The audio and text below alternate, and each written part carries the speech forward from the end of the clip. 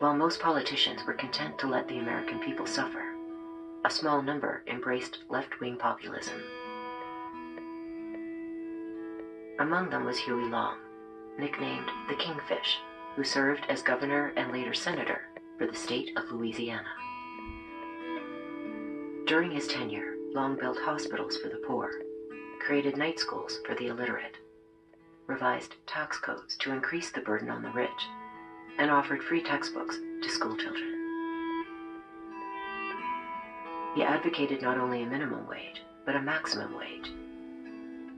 He supported the idea that every man and woman should have the right to housing, medical care, and fulfilling work. He opposed the Federal Reserve banking system, and he was despised by the rich.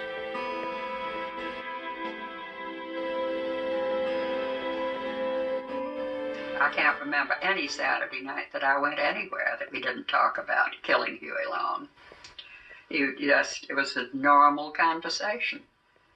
I suppose that the very strong pro-Long people weren't talking that way, but the antis certainly.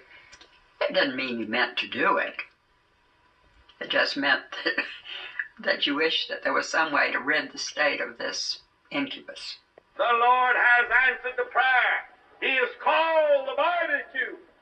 Come to my feast. He said to 125 million American people.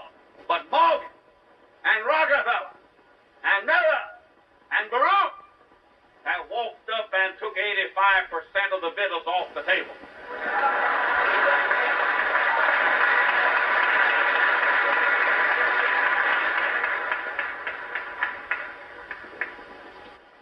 Now, how are you going to feed the balance of the people? What's Morgan and Baruch and Rockefeller and Mellon going to do with all that grub? They can't eat it. They can't wear the clothes. They can't live in the house. Give them a yacht. Give them a palace. Send them to Reno and give them a new wife when they want it. That's what they want. But when they've got everything on the God's living earth that they can eat and they can wear and they can live in, all that their children can live in and wear and eat and all their children can use, then we got to call Mr. Morgan and Mr. Mellon and Mr. Rockefeller back and say, come back here. Put that stuff back on this table here that you took away from here that you don't need. Many men ever went to a barbecue and would let one man take off the table what's intended for 9/10 of the people to eat. The only way you'll ever be able to feed the balance of the people is to make that man come back and bring back some of that grub he ain't got no business with.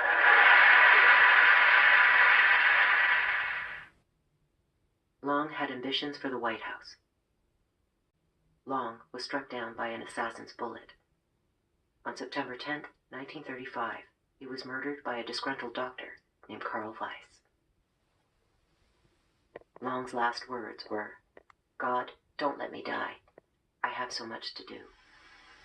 I appeared before the Congressional Committee, the highest representation of the American people, under subpoena to tell what I knew of activities which I believe might lead to an attempt to set up a fascist dictatorship.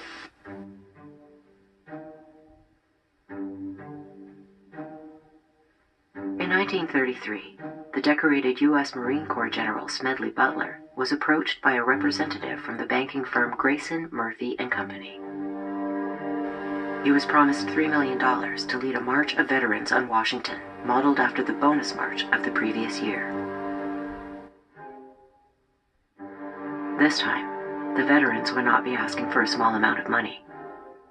They would be seizing the reins of power. According to Butler, the plot's backers included some of America's wealthiest men. But the plotters had picked the wrong Marine. After a life of service in the military, Butler had grown disillusioned with American foreign as well as domestic policy.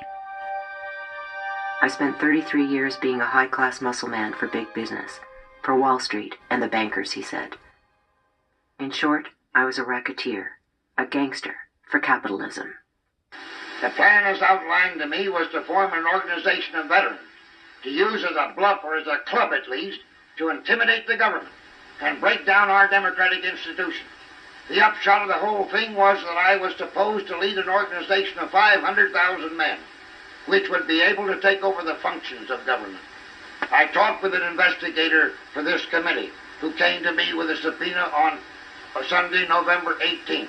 He told me they had unearthed evidence linking my name with several such veteran organizations.